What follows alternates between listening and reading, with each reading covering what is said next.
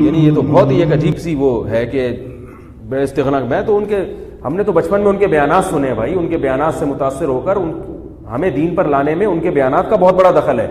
میں نے حضرت سے عرض کیا, مولانا تاج مل صاحب سے, میں نے ان کو بتایا, میں نے کہا آپ کا ایک بیان میں نے 1993 میں سنا تھا, اور وہ بیان کیا تھا, جب میں نیا نیا مدرسے کی طرف آیا تو مجھے بار بار وہ جو بچپن کے شوق ہوتے ہیں نا, پائلٹ بننا اور انجینئر بننا, ہمیں تو کوئی بھی پوچھتا تھا کیا بنو گے, پائلٹ.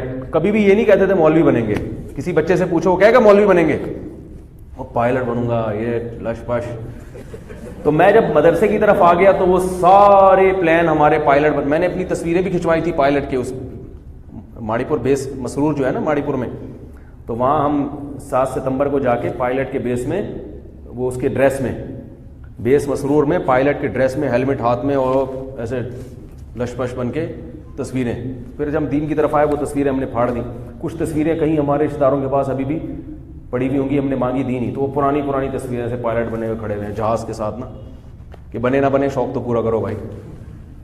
تو مجھے بڑا شوق تھا, سب بچوں کو ہی ہوتا ہے. ہم جب مولوی بنے تو سر پہ ٹوپی آ گئی, بالکل ہی کرتا آ گیا بغیر کالر کا, عجیب سا اسٹائل ہو گیا. تو شیطان بہت ورغلاتا تھا کہ چھوڑ دے مدرسہ, چھوڑ دے. اس زمانے میں مدنی مسجد گیا شب جمعہ میں, حضرت مولانا طاری جمیل صاحب کا بیان شروع ہو گیا. اللہ نے بڑا فضل کیا. وہ جو بیان حضرت نے کیا تھا, میں نے حضرت کو بتایا, حضرت اس وقت جو آپ کے بیانات ہوتے تھے بڑے جوشیلے بیان ہوتے تھے.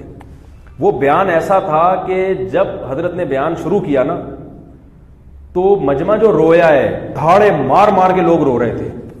ایسی کنڈیشن تھی, ایسا لگ رہا تھا کہ یعنی کوئی عجیب اللہ کی سکینت آسمان سے نازل ہو رہی ہے. عجیب کیفیات تھی لوگوں کی. شروع میں تو ایسے سکینت نازل ہو رہی ہے, ایسا مجمع پر جو ہے نا سحر جادو ہو گیا, اور پھر جو لوگوں کی ہچکیاں بندی ہیں وہ داڑے مار مار کے لوگ روئے ہیں. بڑا عجیب بیان تھا. اس وقت ریکارڈنگ کے اور ان چیزوں کے اتنا مضبوط سسٹم نہیں تھا. تو اس بیان میں حضرت کہہ رہے تھے کہ بھائی یہ دنیا کی حقیقت بیان کر رہے تھے کہ جو ٹانگا چلانے والا ہے نا وہ بھی کوچوان ہے, اور جو جہاز اڑانے والا ہے وہ بھی کوچوان ہے. وہ بڑا کوچوان ہے, یہ چھوٹا کوچوان ہے, ہیں دونوں ہی کوچوان.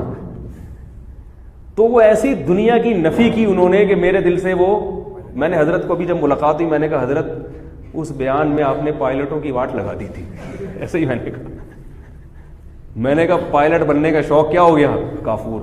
پائلٹ کی اہمیت کا انکار نہیں کر رہا میں, اگر اللہ کے لیے ہے, اپنے ملک کے دفاع کے لیے ہے, پھر تو پائلٹ بننا بہت بڑی فضیلت ہے. ہوائی جہاز اڑا کے اپنے ملک کا دفاع کرنا, مسلمان قوم کا دفاع کرنا, یہ تو صحابہ بھی میدان جنگ میں گھوڑوں پر سوار ہو کے بہادری کے جوہر دکھاتے تھے. لیکن ہمارا مقصد تو شو مارنا تھا نا. کیا خیال ہے, ہمارا مقصد تو یہ تھا اڑیں گے پھر یہ پھر نیچے اتریں گے, تو نیچے تو اتریں گے ہی نہیں. ہم کہا اڑ وہیں جائیں گے بھائی, ہم نیچے کیوں اتریں. تو ہمارا تو مقصد دنیا تھی.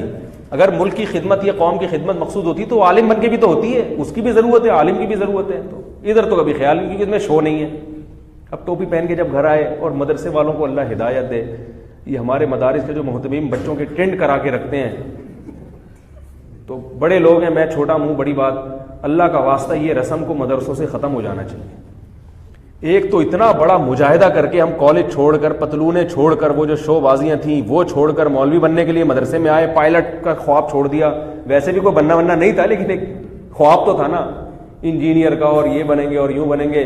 کبھی خیال آتا نیوی میں جاؤں گا.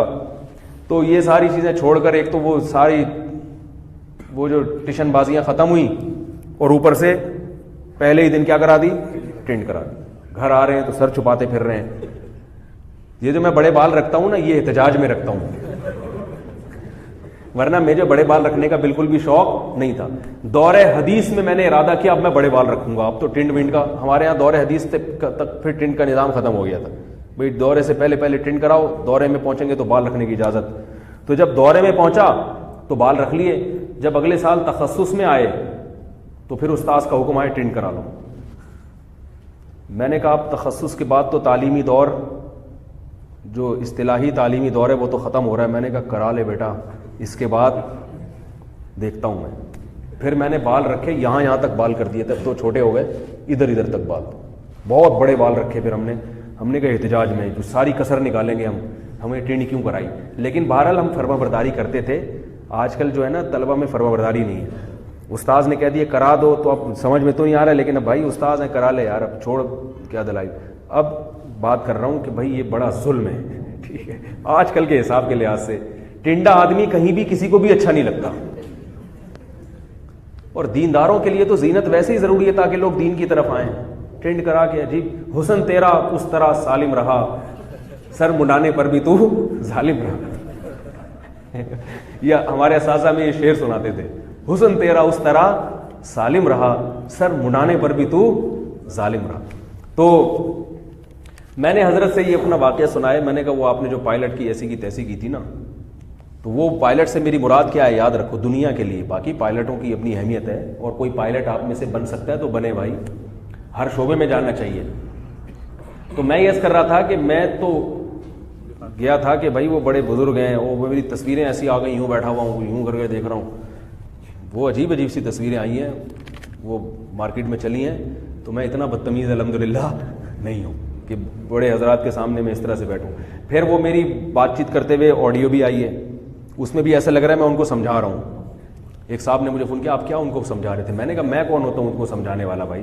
انہوں نے مجھ سے ایک سوال پوچھا تھا، کوئی بات پوچھی تھی جامعہ سے متعلق، میں اس کا جواب دے رہا تھا کہ بھائی وہ جامعہ میں درس قرآن کی جو ٹریننگ دی جاتی ہے اس میں یہ، وہ پوچھ رہے تھے کیا ہوتا ہے اس میں، ان کو بتا رہا تھا. تو وہ ایسا لگ رہا ہے جیسے میں ان کو سکھا رہا ہوں کہ ایسے دیا جاتا ہے درس قرآن. تو وہ آدھی بات آئی ہے نا. تو یہ یعنی وہ ان تصویروں سے آپ دھوکہ نہ کھائیں.